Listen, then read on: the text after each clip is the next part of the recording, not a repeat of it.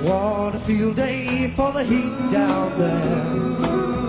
1,000 people in the street singing songs and they carry inside. Mostly saying hooray for our side. There's battle lines being drawn. Nobody's right if everybody wrong. When people speak in their mind, getting so much resistance from behind. We got to stop the children, what's that sound? Everybody look, it's going down.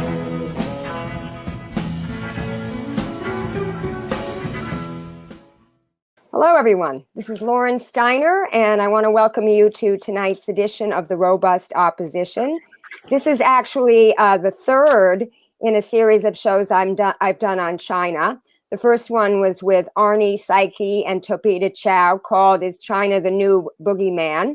And then I did another show with Ellen Brown a couple of weeks ago on who is the real neoliberal between China and the US. And today, my guest is Sara Flounders, who is going to be talking about the protests in Hong Kong. How are you doing tonight, Sara? I'm doing very well, Lauren. Good to be here talking. Thanks. So just to give you guys a little bio, Sara Flounders is the co-director of International Action Center. She helps coordinate the United National Anti-War Coalition, the Coalition Against U.S. Foreign Military Bases, and the Sanctions Kill campaign. She writes regularly for the Marxist newspaper Workers' World, does media interviews, and has organized solidarity delegations to countries targeted by U.S. imperialism, including Iraq, Syria, Sudan, Palestine, Yugoslavia, Iran, Cuba, and Venezuela. In the U.S., she focuses attention on political prisoners, racism, mass incarceration, and austerity linked to expanding U.S. militarism. She's organized meetings, videos, articles to expose the role of the USNED, the National Endowment for Democracy, in the Hong Kong protests since the 2014 Occupy Hong Kong. And she has helped expose U.S. interventions, regime change efforts, and sanctions against many developing countries. And tonight, we're going to be focusing our conversation on Hong Kong.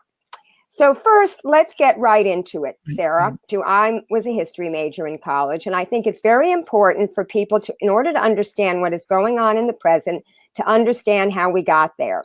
So let's talk about what these protests in Hong Kong are about.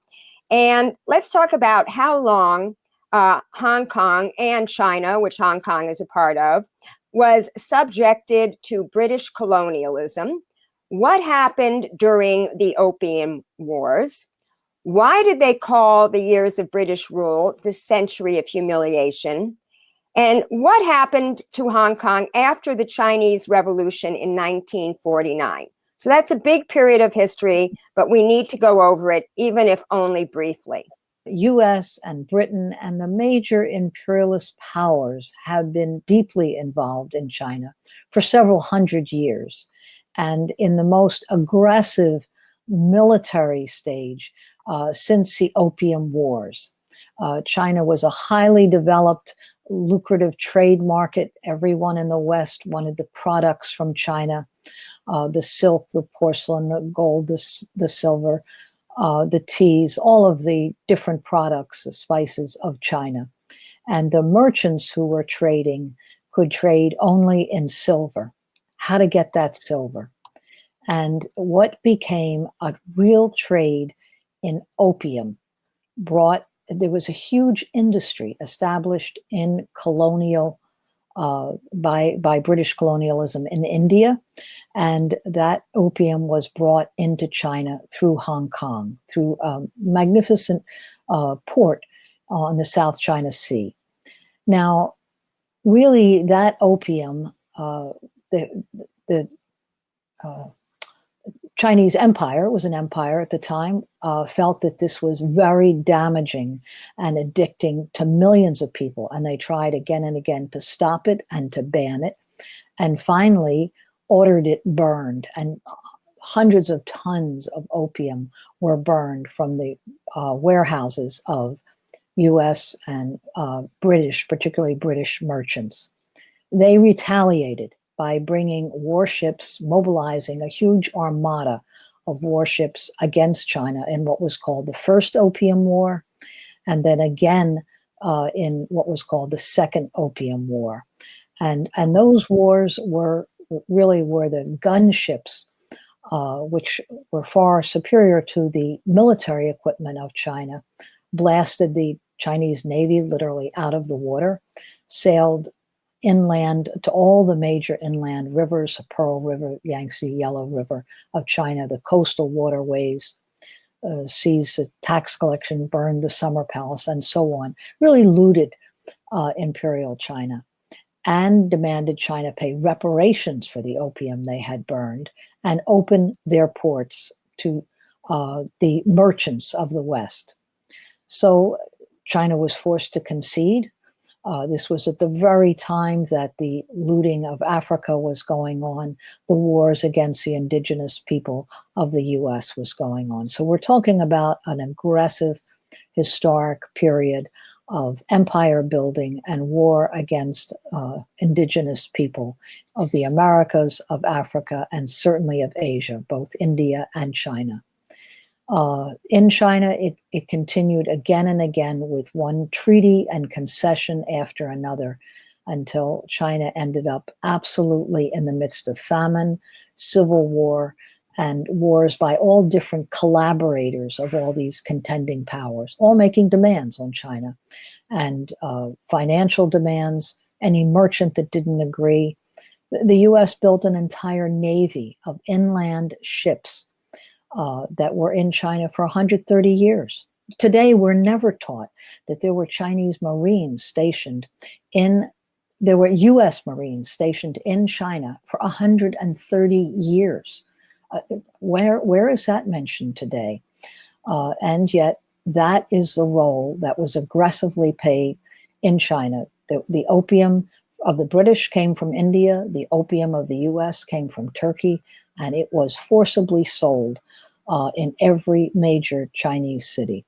So that we have to see that history, that China was an oppressed country, looted by the West, unequal treaties imposed, and that finally, in response to this terrible conditions, and then the Japanese invasion, World War II, there was an uprising of vast proportions. There was the Chinese Communist Party that led the Red Army, and finally, in 1949, as Mao Zedong said at the time, China has stood up. They expelled all the Western powers. They broke the landlords and the collaborators. And that really 70 years ago opened a new stage of history in China. Now, where did those landlords and collaborators go? They went to Hong Kong and to Taiwan, that were both sort of rear guard protected by the West areas. So the Hong Kong became still a colony of the British Empire. So I went through probably more history than I need to, but for this program, but let me stop it there. Yes. So you got us up to the point of 1949 in the Chinese Revolution. I would like to know specifically what happened in Hong Kong between 1949 and 1997 when Hong Kong was returned to China. And what was the condition under which it was returned? Describe what was called the one country, two systems, and how did the US and Britain maintain their control? So basically what's happened during that sort of 50-year period, the condition and the US and British control. Okay. Well, Hong Kong, after the Chinese Revolution, 1949, Hong Kong, as I say, the landlords, the collaborators fled to Hong Kong with vast fortunes and their bank accounts. But Hong Kong was already the big banking center of all of South Asia, of all of Asia. And it continued that way. A huge source of banking, accounting, insurance, and so on, profits. And at the same time, and a host of millionaires, billionaires. At the same time, a an impoverished, absolutely impoverished working class. Hong Kong is 7 million people today. Maybe it was a little bit less at that time, but the greatest extremes.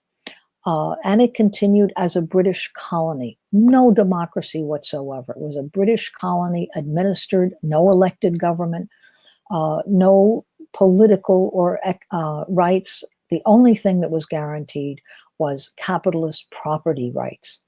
So that was the old Hong Kong. That colonial lease was due to end in 1997, and China said they wanted the return of Hong Kong. Now, this was happening to Britain everywhere in the world. They were losing their colonies from throughout Africa, throughout South Asia. And in every one of those colonies, they tried to at least safeguard their capitalist ownership relations with Commonwealth agreements. So that was the end of colonial administrative rule, but their domination, their economic domination continued. And it was under those conditions that Hong Kong was returned to China. China was at that time trying to develop a whole country where there was massive poverty. And so they agreed to another unequal treaty, and that was that Hong Kong would be returned under one country, that is Chinese sovereignty, and two systems. In other words, that capitalism and all the property relations would continue frozen in place for 50 years. That was the two systems. It's a contradictory, really impossible to freeze anything in place for 50 years. And from the very get-go, Britain and the US conspired to violate the very agreement they had signed. They set up, finally, a whole legislature with their collaborators suddenly heading political parties. They set up publications. They changed the school curriculum to aggressively praise past China, to raise very artificial values of what democracy is, and at the same time kept in place these completely unequal property relations where the big banks and the real estate interests ruled. And they ruled where even the Chinese High Court today, out of 17 High Court judges, only 2 are Hong Kong citizens. The rest are from Britain and throughout the British Commonwealth. Now, how democratic is that? It means that they protect property in every sense of the way. So that was the structure. China insisted on the return of Hong Kong, but Hong Kong was returned with many conditions and with its old colonial structure. Okay, so now let's talk about since it was returned.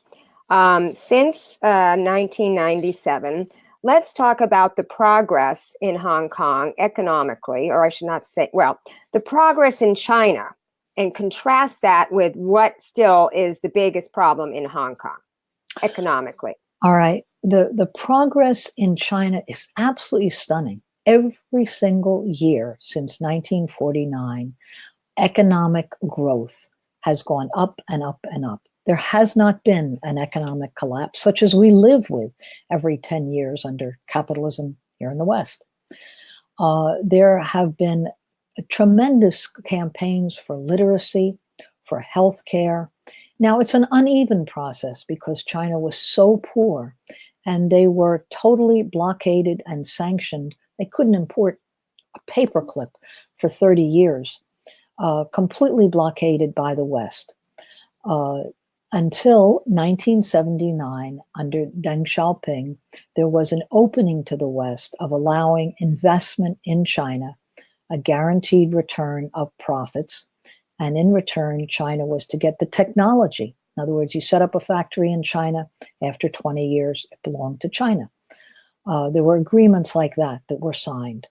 And it did help China to finally begin to get that technology from the West, that industrial hardware.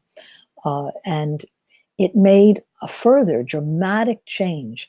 Poverty in China, it was 800 million people that literally the next meal, the famines of the past, were obliterated. By UN figures, 800 million people pulled out of devastating poverty in China. They say it's an accomplishment no other country in the world has made. Tremendous step forward in technology, in science, in livable cities that has been made, that just can't be denied what the changes are. And as I say, an improvement in the gross domestic product of China every year since 1949. So much so that in 1997, when Hong Kong was officially returned to China, at that time, Hong Kong represented more than 25% of the total wealth of China. That's how rich Hong Kong was, how poor China was. Today, Hong Kong represents less than 3%, and it's falling, of the total GDP of China. So you see, the balance has completely changed, and China is developing, is a modern country in many, many ways, but still facing uneven development. Whereas Hong Kong...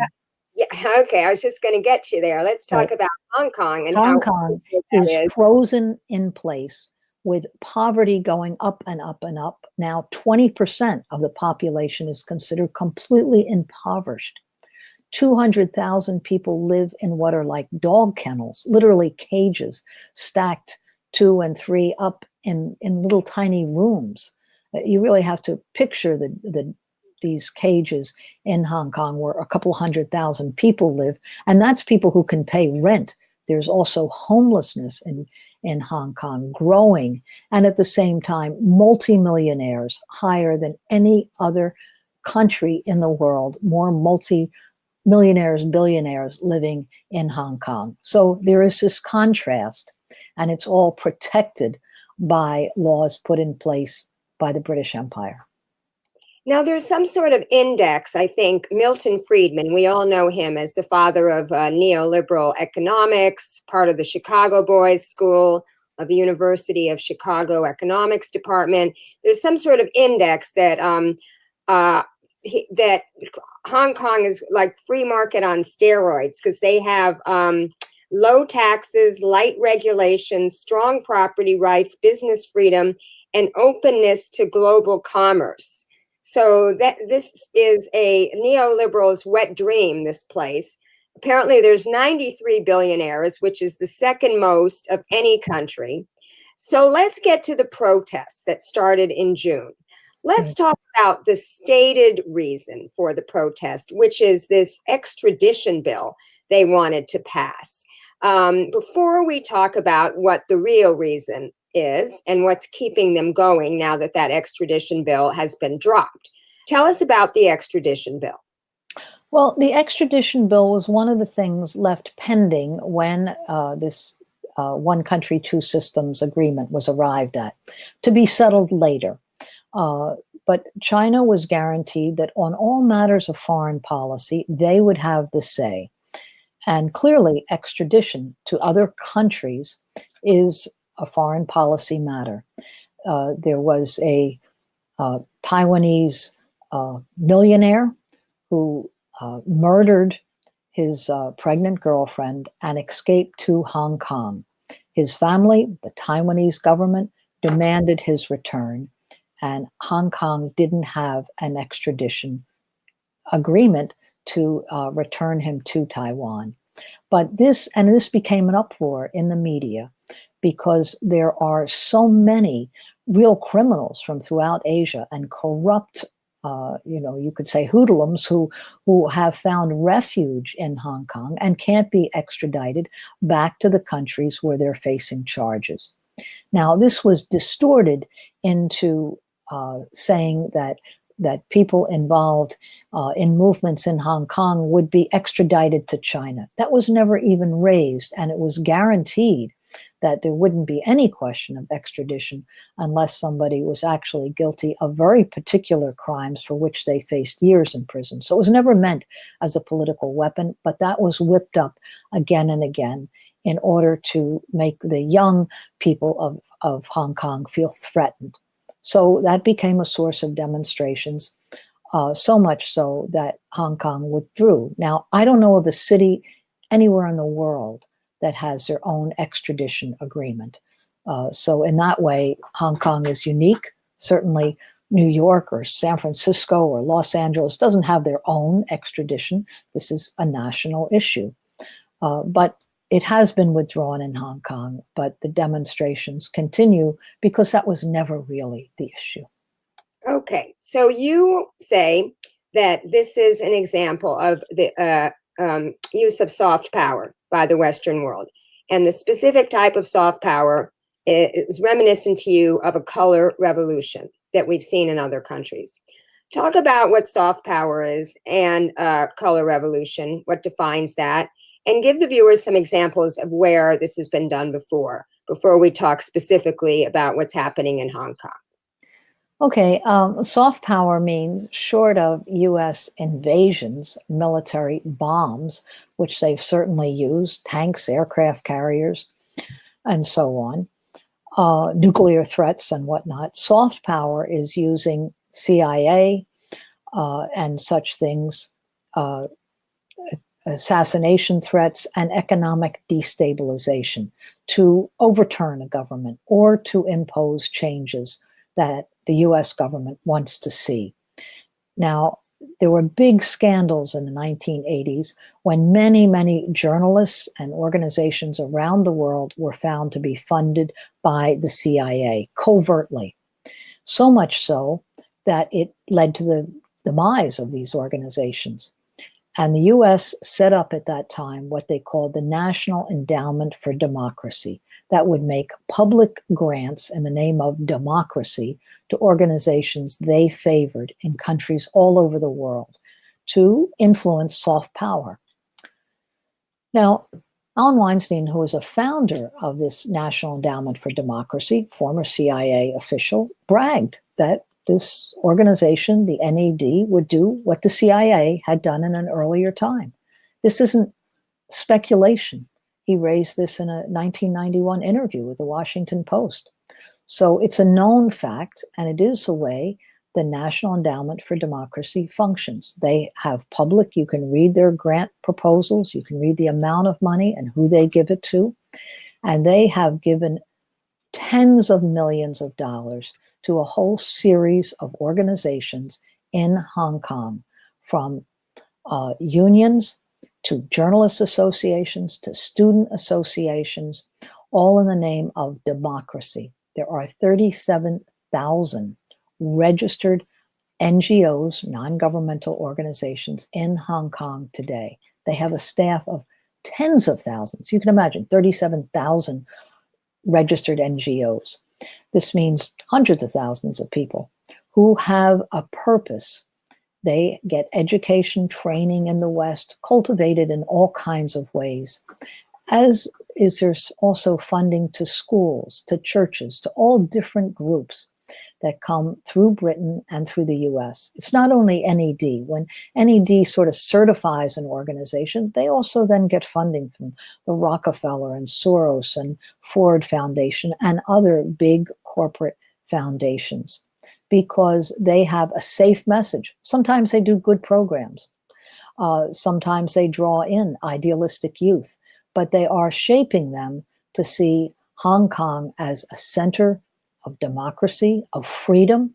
And that was, by the way, when you mentioned earlier Milton Friedman and the freedom in Hong Kong, the Heritage Foundation also, from the very beginning, the last 25 years of its studies, listed Hong Kong as the freest place in the world.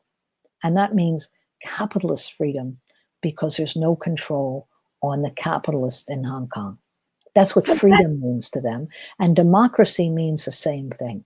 The voice of the big capitalist rulers, and not a voice for the people who live literally homeless or in cages, the impoverished of Hong Kong.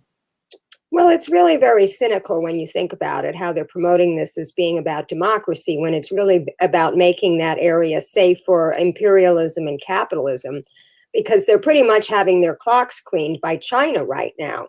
because China has this state-owned capitalism. I wouldn't call it socialism anymore, but it's certainly state-owned capitalism, very heavy in industrial policy. Even Germany has industrial policy. That's how they were able to subsidize the solar industry and make it be responsible for so much of the energy, which we should have done. And now it's, they don't need to subsidize it anymore. I read that of the Fortune 500 Chinese companies, the top Chinese companies happen to be state-owned. And as Ellen Brown said in my last show on this subject, they own most of the banks, and the banks pay for a lot of the businesses, and they allow people to own homes. They have a much higher home ownership rate in China than we have here. So in reality, the TPP, the trade wars, the tariffs, everything is all about trying to stop China's advance. They've got the new Belt and Road Initiative. They've got they're investing in a lot of countries, including Africa. We discussed this on my show in Africa. They don't demand a lot of the things back that we demand, such as all these military bases. Talk about the military bases. Apparently, half of them are surrounding China. Is that true? I wouldn't say in China there's state-owned capitalism. There is state ownership and there's planned production. Now, it does not operate perfectly. China's uneven, and they're coming out of a background of big underdevelopment. But profits get plowed back into the country. That's a huge difference. They're not just pocketed by individuals. State-owned banks. Hundreds, I don't know, even thousands of Chinese millionaires. Yeah, yes, there are. Yes, there are. That's absolutely true. One of them bought a home for his daughter on my street for her 4 years at UCLA. Literally spent $5 million in cash to buy this 5-bedroom home. I'm not going into that. All I'm saying is that vast profits from these industries must be plowed back into the development of China. And as you say, there's a great deal of private ownership of people's homes, cars, individual things like that, which is absolutely allowed in China, small parcels of land. But the big corporations and the big infrastructure is owned by the state and has developed in a remarkable way, that has developed science and technology on a scale not seen in the world today. Exactly how we want to label it is different, maybe, but the US is threatened by this, and they have surrounded China with hundreds, more than 400 US bases now surround China. Missile batteries in Korea, in Japan, South China Sea have been put in place. Aircraft carriers, in the name of, quote, freedom of navigation, go right into China's coastline. It would be like if Chinese ships were sailing right up to New Orleans or Houston in the Gulf of Mexico. The South China Sea is, China considers their, water, their major shipping lines of the world go through there. They allow open navigation, but US military aircraft carriers, nuclear submarines, they don't want in this area right off their coast. So all of this is put in place to threaten China at the same time that there is a trade war going on, and at the same time that there is a whole number of threats. So that's why Hong Kong is seen as an effort at a color revolution, at how to exert pressure on China from every side, militarily, economically, and now politically, trying to destabilize the Chinese government. And Trump has made very clear what the demands are. They want China to rewrite their constitution, their laws on property, so that US banks can come in and run the show again. And there were interesting headlines in Chinese newspapers saying, oops, is it, 1824 again? Is this the age of unequal treaties? No, they refuse to bow down once again. So there's Chinese nationalism and pride at stake, and a refusal to accept the military threats, the political threats, or the economic threats that are coming from the US today. And just this weekend, there were big demonstrations in China waving American US flags at the US consulate, demanding the passage of legislation which would restrict and further sanction Hong Kong. You would think, why would protesters in Hong Kong want this? But they want US intervention. Right. So it really shows in many ways they are collaborators, traitors, and not thinking about China or even about Hong Kong. Well, we see this in, Venezuela right now. I mean, That's I did 4 shows on Venezuela and how, that's the problem when you have a lot of private industry there, as they do in Venezuela. There is an opportunity to get control of the narrative. There's a lot of private media in Venezuela, and it's kind of a myth that it's this big socialist country, because in reality, it's a mixed economy. And quite frankly, we know that the U.S. wants to go in there for the oil. I mean, Pompeo made no accident. He said so on Fox News. And similarly, Pompeo and Bolton and Pence and Elliot Engel and Marco Rubio met with this Civil Rights Human Front, which is this coalition that is funding all these different groups that you talked about.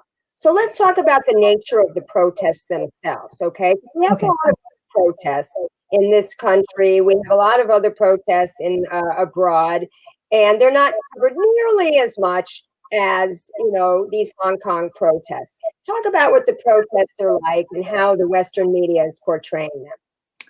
Well, I can't think of any protests that have ever gotten such wall-to-wall favorable coverage, where U.S. politicians are falling over themselves, where U.S. media, regardless of what they do, and whether they're hurling Molotov cocktails, fire bombs, breaking into buildings, nevertheless, sometimes I counted in one New York Times article, they were referred to as pro-democracy 17 times in one article. Again and again, this is said, pro-democracy, pro-democracy. I think we've already sort of addressed that, but it's extremely favorable. You won't see coverage like that for the heroic demonstrations against live gunfire in Gaza. You won't see that kind of favorable coverage of the Yellow Vest movement in France, where actually a number of people have been killed. You won't see that kind of favorable coverage to demonstrations in the Philippines or the resistance in Yemen or in countries all around the world. You never see favorable coverage like that.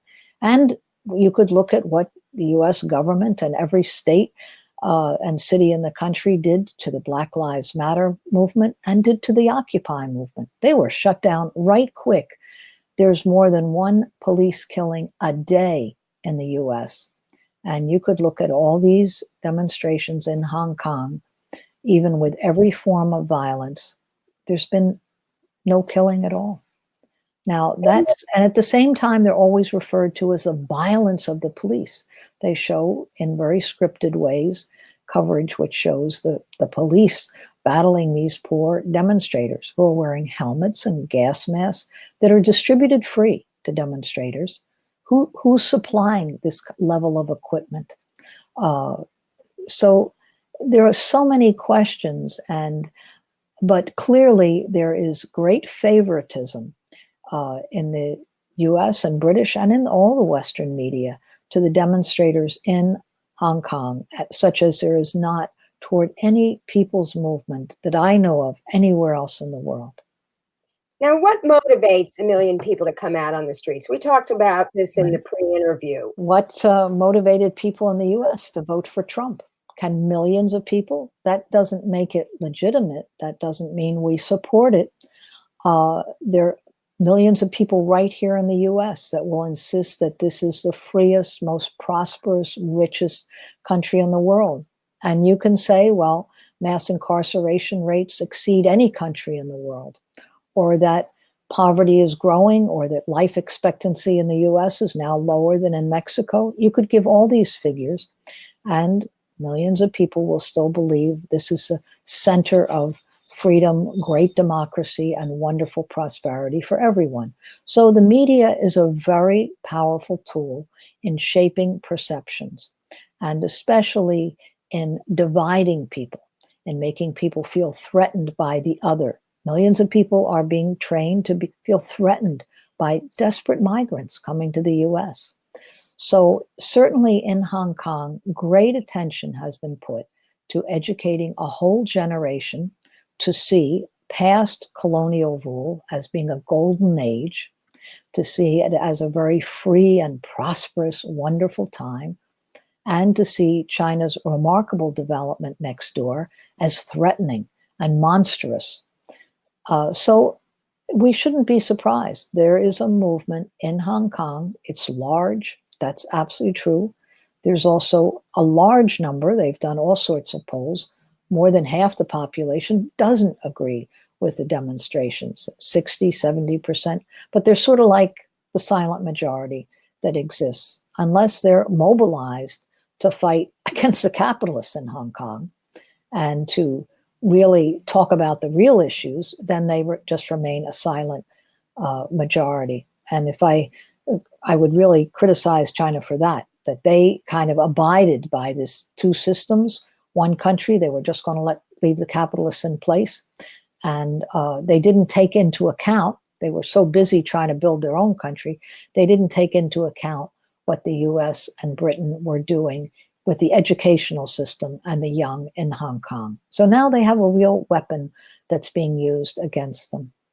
That's how I see the demonstrations. Do I think a lot of people have come out? Yeah, I do. I mean, that's absolutely clear. Do I think it's misdirected? Yes, I absolutely do. And do I think that the message is reactionary in the same way that we can think of all sorts of reactionary movements that have existed in the US and exist here right now, white supremacist movements? Let's talk about the symbolism and the flags, because we were talking about that in the pre-interview. And when I was reading your article and I read about this, I was put in mind of, Nazi Germany and fascism and how it romanticized the past. This is very similar to what you're talking about in Charlottesville. Right, exactly. And in Charlottesville, if you see people with Confederate flags and swastikas, and I was in Charlottesville and we were right up against these armed militias, you could see by the insignia, by the flags, and by their conduct, of course, exactly who they were. There was no doubt. And when you see demonstrations again and again, not just occasional, but every single demonstration carrying the colonial flag of Hong Kong, the old colonial flag, and the British Union Jack and US flags, then you know who they're appealing to, who they identify with when they call on Trump. Does anyone really think in the world today Trump is a liberating force? So I've heard people justify, well, they have to appeal to somebody. Well, no. Movements are shaped. Movements really either identify with their own most oppressed people and with raising the level for everyone, or they are appealing to elitism and arrogance and exclusivity and the right to continued privilege.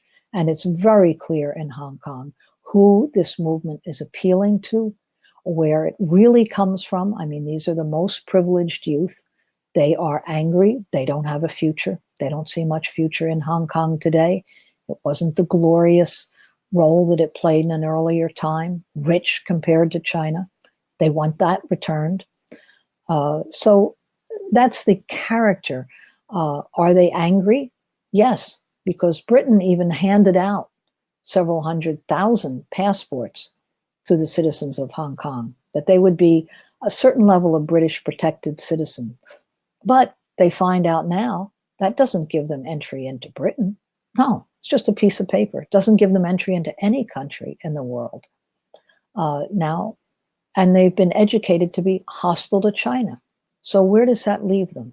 You have a lot of youth who feel desperate, living in smaller and smaller quarters in a country where poverty, in a little city, not a country at all, little city compared to 1.3 billion people in China, 7 million is small, and poorer and poorer.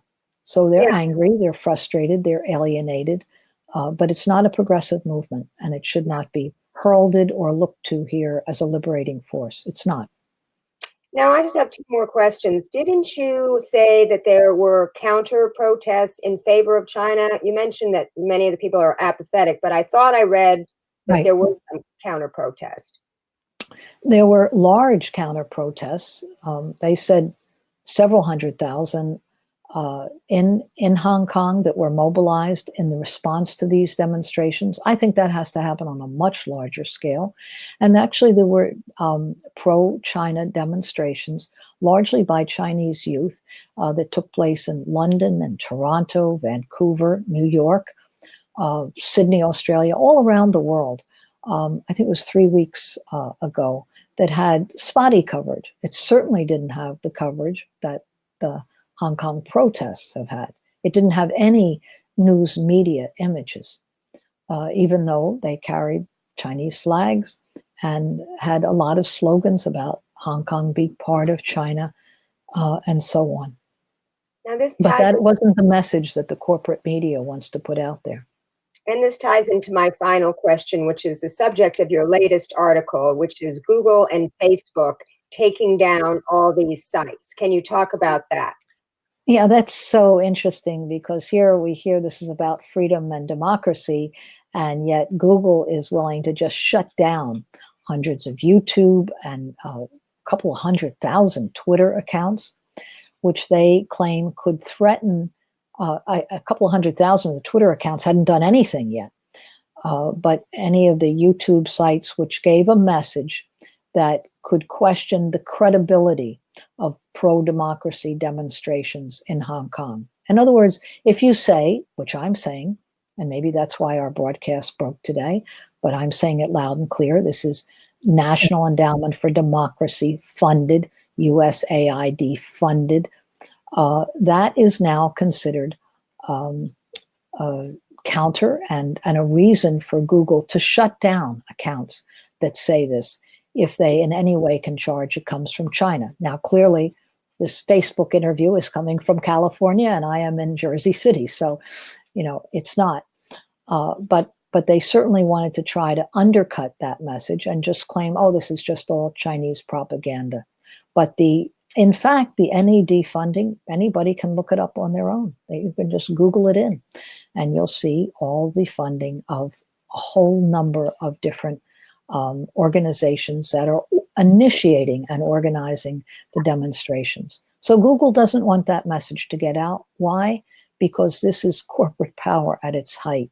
One of the wealthiest billionaires in the world today. And can they pull the levers? Absolutely. Can they control the message? They will certainly try, but it doesn't mean that there won't be curious people who are looking to understand more about an issue. So I really thank you for this chance to give my views and some real factual information. Yes, well, I'm only waiting to be shut down, because I think you know that the Atlantic Council was put in charge by Facebook of vetting what is fake news or not. And last summer, 800 pages were taken down.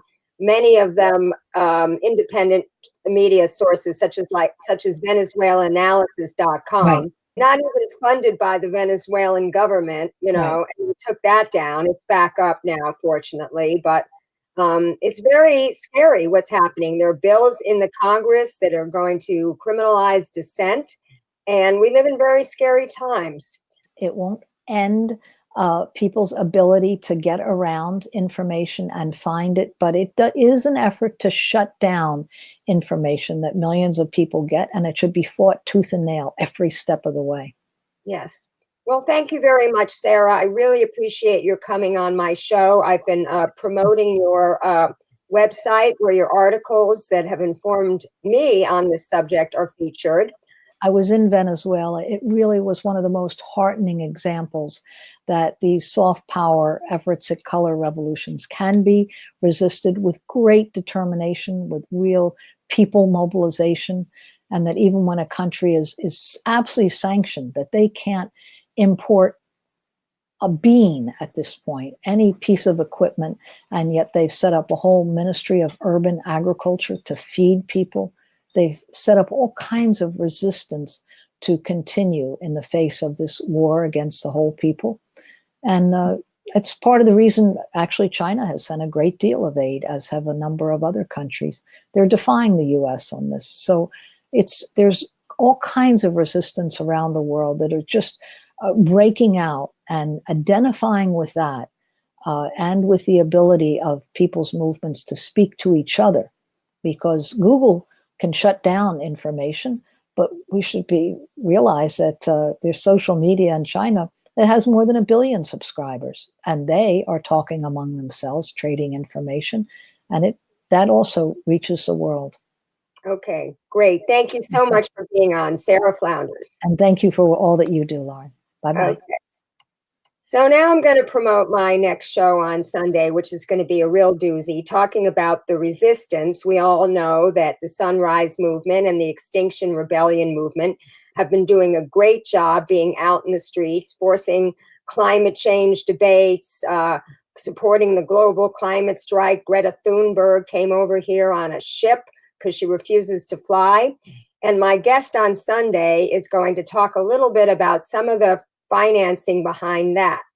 And her name is Corey Morningstar. She has a blog called The Wrong Kind of Green. And I first discovered her about 10 years ago because she writes about big environmental organizations and basically shoots down a lot of our sacred cows.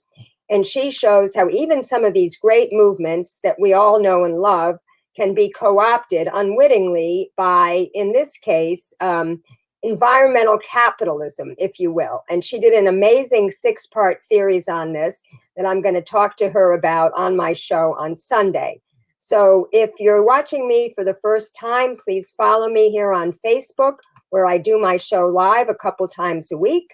And also I live stream a lot of events in the community, a lot of protests. I did a coverage of the protest at the Brazilian consulate in Beverly Hills a couple of weeks ago that went viral. I mean, viral for me, it was like 18,500 views. So that's a very big topic that people are concerned with right now. And you can also follow me on Twitter at Lauren_Steiner and subscribe to my YouTube channel, which is Lauren from LA. So until I see you next time, keep fighting.